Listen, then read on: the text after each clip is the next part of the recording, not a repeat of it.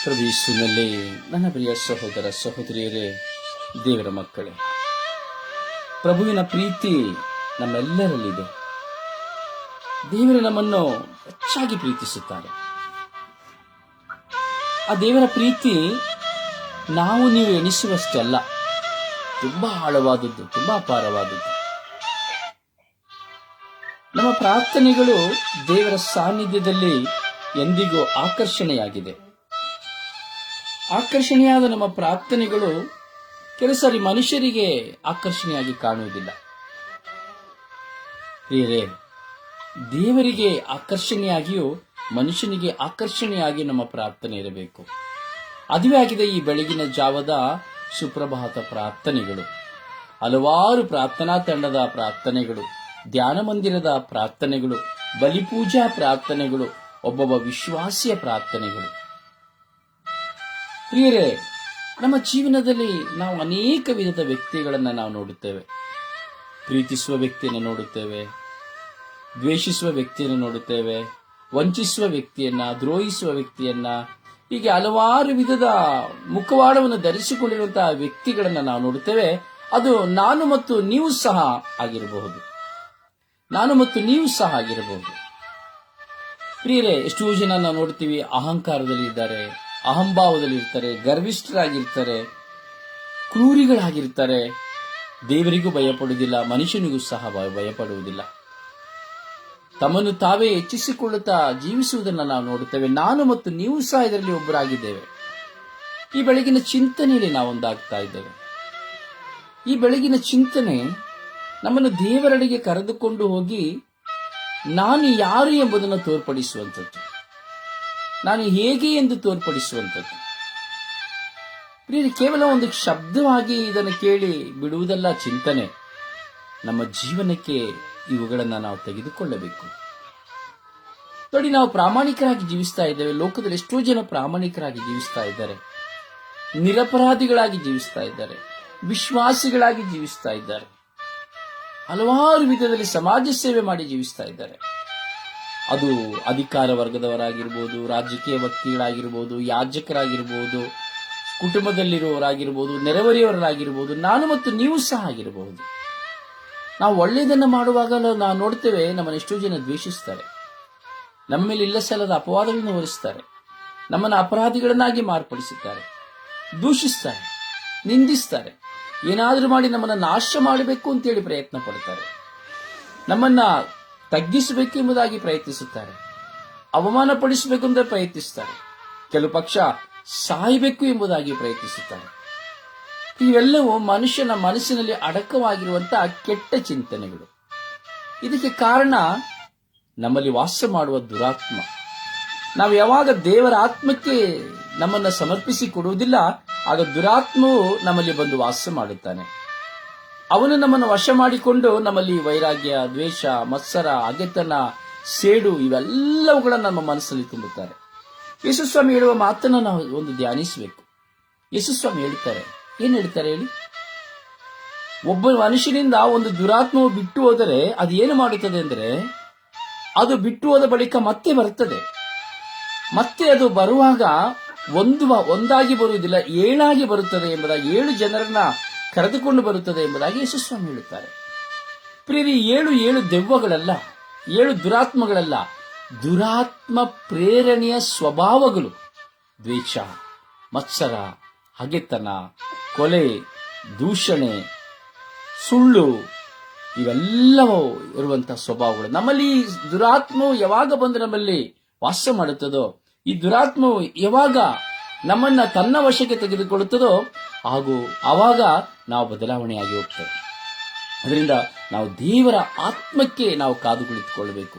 ದುರಾತ್ಮವು ನಮ್ಮಲ್ಲಿ ಇದ್ದಾನೆ ಎಂಬುದಾದ್ರೆ ಚೆನ್ನಾಗಿ ಅರ್ಥ ಆಗ್ತದೆ. ಪ್ರಿಯರೇ, ನಮ್ಮಲ್ಲಿ ಯಾವಾಗ ಕೆಟ್ಟತನ ಬರ್ತದೋ, ನಮ್ಮಲ್ಲಿ ಯಾವಾಗ ಈ ದ್ವೇಷ ಮತ್ಸರಗಳು ಬರುತ್ತದೋ, ಯಾವಾಗ ದೇವರಿಗೆ ವಿರುದ್ಧವಾದಂತಹ, ದೇವರ ವಾಕ್ಯಕ್ಕೆ ವಿರುದ್ಧವಾದಂತಹ ಸ್ವಭಾವಗಳು ನನ್ನಲ್ಲಿ ನಿಮ್ಮಲ್ಲಿ ಬರುತ್ತದೋ, ಅಲ್ಲಿ ತಿಳಿದುಕೊಳ್ಳಿ, ನನ್ನಲ್ಲಿ ದುರಾತ್ಮ ವಾಸವಾಗಿದ್ದಾನೆ.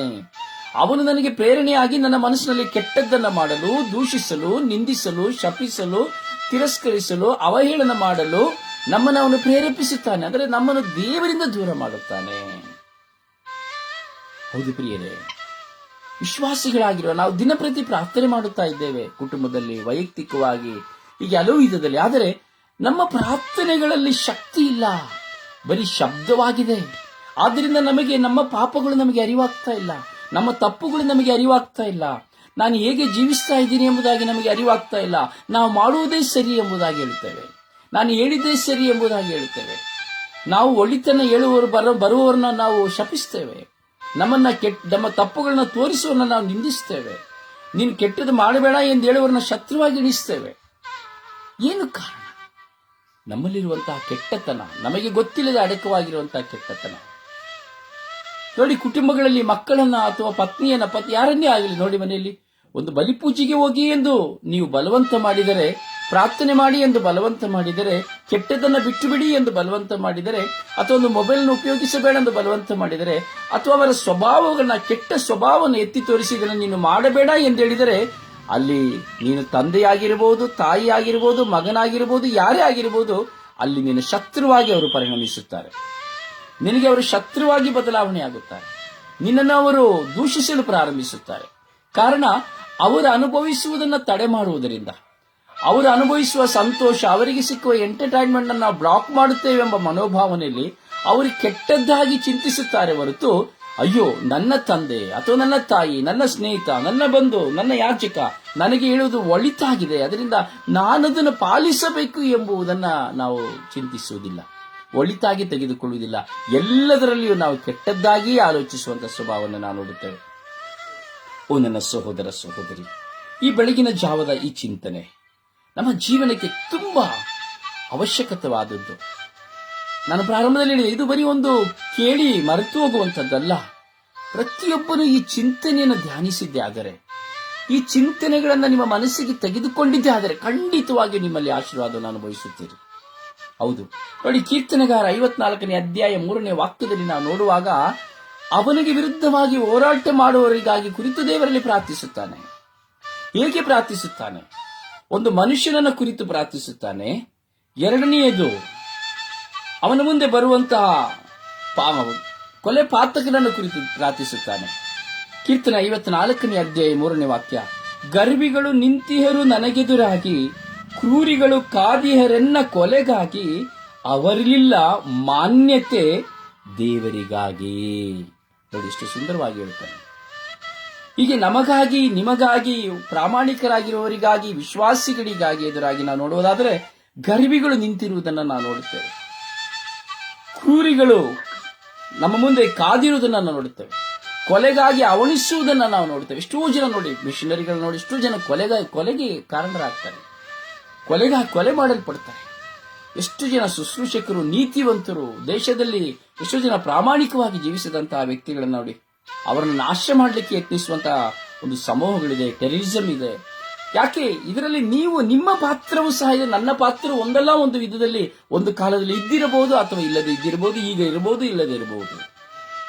ನಾವು ಗರ್ವಿಗಳಾಗಿ ಜೀವಿಸಿರಬಹುದು, ಕ್ರೂರಿಗಳಾಗಿ ಜೀವಿಸಿರಬಹುದು. ಮತ್ತೊಬ್ಬರನ್ನ ಹೇಗೆ ನಾಶ ಮಾಡುವುದು ಎಂದು ಚಿಂತನೆ ಮಾಡಿ ಒಂದು ವ್ಯಕ್ತಿಯನ್ನ ನಾನು ನಾಶ ಮಾಡಲು ಯಾವಾಗ ಯತ್ನಿಸುತ್ತೇನೆ, ಅದು ಕೊಲೆ. ಒಂದು ವ್ಯಕ್ತಿಯ ವ್ಯಕ್ತಿತ್ವವನ್ನ, ಒಂದು ವ್ಯಕ್ತಿಯ ಸ್ಥಾನಮಾನಗಳನ್ನ ನಾನು ಯಾವಾಗ ನಾಶ ಮಾಡಬೇಕು ಅಂತ ಎಣಿಸ್ತೀನಿ, ಅದು ಕೊಲೆ.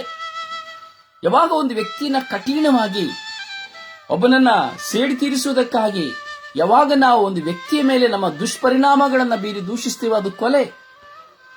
ಹೌದು, ಕೀರ್ತನೆಗಾರ ಅದನ್ನೇ ಹೇಳ್ತಾ ಇದ್ದಾನೆ. ಪ್ರಿಯರೇ, ದೇವರನ್ನ ನೋಡಿ ಪ್ರಾರ್ಥಿಸ್ತಾ ಇದ್ದಾನೆ. ಗರ್ವಿಗಳು ನಿಂತಿಹರು ನನಗೆದುರಾಗಿ, ಕ್ರೂರಿಗಳು ಕಾದಿಗರನ್ನ ಕೊಲೆಗಾಗಿ, ಅದರಲ್ಲಿ ಮಾನ್ಯತೆ ದೇವರಿಗಾಗಿ. ಅವರಲ್ಲಿಲ್ಲ ಮಾನ್ಯತೆ ದೇವರಿಗಾಗಿ. ಅಂದರೆ ಅವರಿಗೆ ದೇವರ ಭಯವಿಲ್ಲ, ದೇವರು ಎಂಬುದನ್ನು ಅವರು ಅರಿತುಕೊಂಡಿಲ್ಲ. ಕೇವಲ ಶಬ್ದವಾಗಿ ಮಾತ್ರ ಇರುವುದನ್ನು ನಾವು ನೋಡುತ್ತೇವೆ, ಶಬ್ದವಾಗಿ ಜೀವಿಸುವುದನ್ನು ಮಾತ್ರ ನಾವು ನೋಡುತ್ತೇವೆ, ಶಬ್ದವಾದ ಪ್ರಾರ್ಥನೆಯನ್ನು ಮಾತ್ರ ನಾವು ನೋಡುತ್ತೇವೆ. ದೇವರಲ್ಲಿ ಮಾನ್ಯತೆ ಇಲ್ಲ, ದೇವರನ್ನ ಗೌರವಿಸುವುದಿಲ್ಲ, ದೇವರನ್ನ ಪ್ರೀತಿಸುವುದಿಲ್ಲ. ಒಂದು ಪಕ್ಷ ನನ್ನ ಸಹೋದರ ಸಹೋದರಿ, ನೀನು ಮತ್ತು ನಾನು ದೇವರನ್ನ ಪ್ರೀತಿಸುತ್ತೇನೆ ಎಂಬುದಾದರೆ, ಪ್ರೀತಿಸುವುದು ಸತ್ಯ ಎಂಬುದಾದರೆ, ನಿನ್ನಲ್ಲಿ ಗರ್ವವಾಗಲಿ, ಕ್ರೂರತನವಾಗಲಿ, ಕೊಲೆಯಾಗಲಿ, ದೂಷಣೆ ಆಗಲಿ, ನಿಂದನೆ ಆಗಲಿ, ಯಾವುದೇ ವಿಧವಾದಂತಹ ಕೆಟ್ಟ ಸ್ವಭಾವಗಳು ನಿನ್ನಲ್ಲಿ ನನ್ನಲ್ಲಿ ಉಲ್ಪಣವಾಗುವುದಿಲ್ಲ ನನ್ನ ಸಹೋದರ ಸಹೋದರಿ. ಅದರಿಂದ ಈ ಕೀರ್ತನೆಗಾರನ ನುಡಿಗಳನ್ನ ನಮ್ಮ ಸ್ವಂತವಾಗಿಸಿಕೊಳ್ಳೋಣ, ಆ ದೇವರಲ್ಲಿ ಯಾಚಿಸೋಣ. ಕೀರ್ತನೆ 54ನೇ ಅಧ್ಯಾಯ 3ನೇ ವಾಕ್ಯ, ಗರ್ವಿಗಳು ನಿಂತಿಹರು ನನಗೆದುರಾಗಿ, ಕ್ರೂರಿಗಳು ಕಾದಿಹರನ್ನ ಕೊಲೆಗಾಗಿ, ಅವರಲ್ಲಿಲ್ಲ ಮಾನ್ಯತೆ ದೇವರಿಗಾಗಿ. ಪ್ರಭುವಿನ ವಾಕ್ಯ.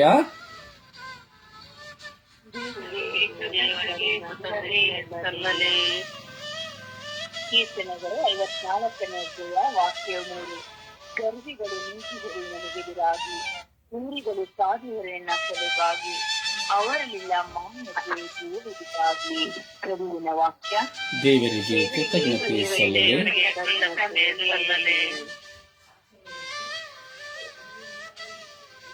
ಕೀರ್ತನೆ 54ನೇ ಅಧ್ಯಾಯ ವಾಕ್ಯ 3. ಗರ್ವಿಗಳು ನಿಂತಿಹರು ನನಗೆದುರಾಗಿ, ಕ್ರೂರಿಗಳು ಖಾದಿಯರನ್ನ ಕೊಲೆಗಾಗಿ, ಅವರಲ್ಲಿಲ್ಲ ಮಾನ್ಯತೆ ದೇವರಿಗಾಗಿ. ಪ್ರಭುವಿನ ವಾಕ್ಯ. ದೇವರಿಗೆ ಕೃತಜ್ಞತೆ ಸಲ್ಲಲಿ.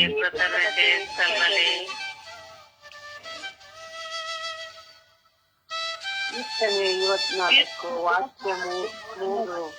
ಗರ್ವಿಗಳು ನಿಂತಿಹರು ನನಗೆದುರಾಗಿ, ಕ್ರೂರಿಗಳು ಖಾದಿಯರನ್ನ ಕೊಲೆಗಾಗಿ, ಅವರೆಲ್ಲರಿಗೂ ಮಾನ್ಯತೆ ದೇವರಿಗಿಲ್ಲ. ಪ್ರಭುವಿನ ವಾಕ್ಯ. ದೇವರಿಗೆ ಕೃತಜ್ಞತೆ ಸಲ್ಲಲಿ.